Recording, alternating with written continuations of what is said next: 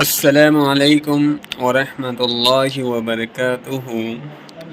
آج کا عنوان اور ٹاپک ہے مہمان کے لیے جماعت کی نماز میں سستی کرنے والوں کے لیے درس عبرت۔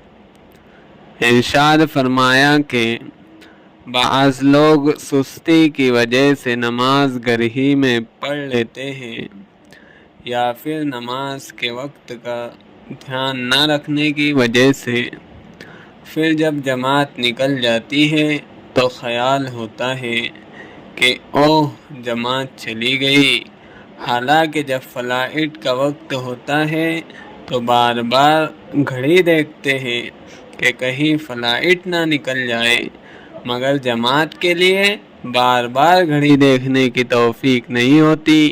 کیا وجہ ہے؟ یہ غفلت ہے، قساوت قلب ہے۔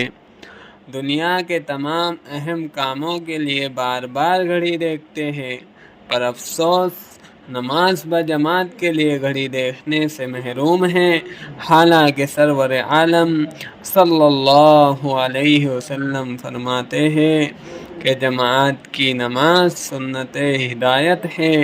جماعت نہیں چھوڑتا جان بوجھ کر، مگر منافق جو جماعت کی نماز چھوڑ دیتا ہے اس کا نام منافق کے رجسٹر میں درج ہوتا ہے۔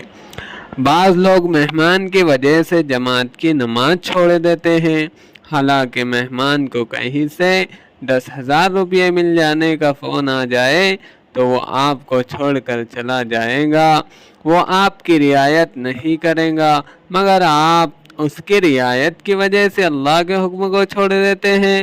مہمان کی ایسی خدمت واجب نہیں ہے جس میں اللہ کا حکم ٹوٹے، چاہے وہ مہمان پیر و مرشد کیوں نہ ہو۔